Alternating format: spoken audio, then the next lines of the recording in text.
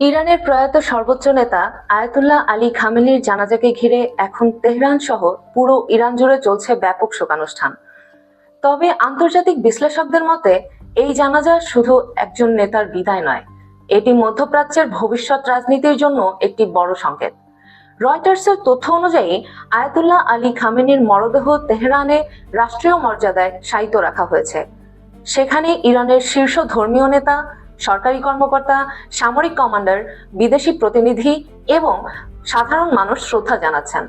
Iran সরকার কয়েকদিন ব্যাপী রাষ্ট্রীয় শোক ও গণজানাজার আয়োজন করেছে। তেহরান ছাড়াও কুম, মাশহাদ এবং ইরাকের শিয়া পবিত্র শহরগুলোতেও প্রতীকী শোকানুষ্ঠানের পরিকল্পনা রয়েছে। খামেনি ছিলেন ইরানের রাজনীতির সবচেয়ে শক্তিশালী ব্যক্তি। দীর্ঘ কয়েক দশক ধরে তিনি শুধু ইরানের অভ্যন্তরীণ রাজনীতি নয়, বরং মধ্যপ্রাচ্যের ভূ রাজনীতিতেও বড় প্রভাব রেখেছেন। তার নেতৃত্বে ইরান যুক্তরাষ্ট্র, ইসরায়েল এবং পশ্চিমা শক্তির বিরুদ্ধে কঠোর অবস্থান ধরে রাখে।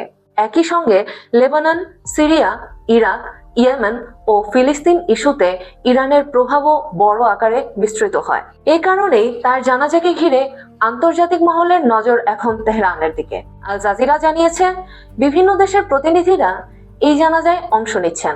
ফলে এই অনুষ্ঠান শুধু শোকের নয়, বরং ইরানের কূটনৈতিক সম্পর্ক ও আঞ্চলিক শক্তি প্রদর্শনের একটি বড় মঞ্চ হিসেবেও দেখা হচ্ছে। এখন সবচেয়ে গুরুত্বপূর্ণ প্রশ্ন, খামেনির পর ইরান কোন পথে যাবে? নতুন নেতৃত্ব কি আগের মতোই কঠোর নীতি অনুসরণ করবে, নাকি অভ্যন্তরীণ চাপ ও আন্তর্জাতিক নিষেধাজ্ঞার কারণে কিছুটা পরিবর্তনের পথে হাঁটবে?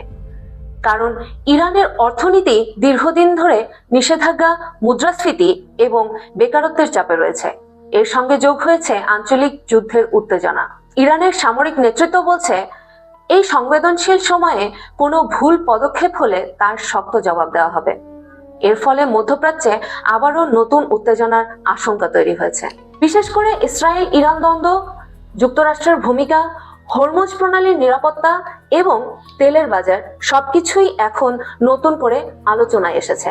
কারণ ইরানের নেতৃত্বে যে কোনো বড় পরিবর্তন শুধু দেশটির ভেতরেই প্রভাব ফেলবে না, এর প্রভাব পড়তে পারে পুরো মধ্যপ্রাচ্য, বৈশ্বিক তেল বাজার এবং আন্তর্জাতিক কূটনীতিতে।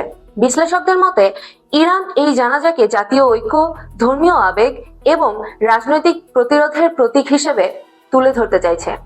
লাখো মানুষের অংশগ্রহণের মধ্য দিয়ে তেহরান বিশ্বকে দেখাতে চাইছে, নেতা চলে গেলেও ইসলামী প্রজাতন্ত্রের কাঠামো এখনো শক্ত আছে।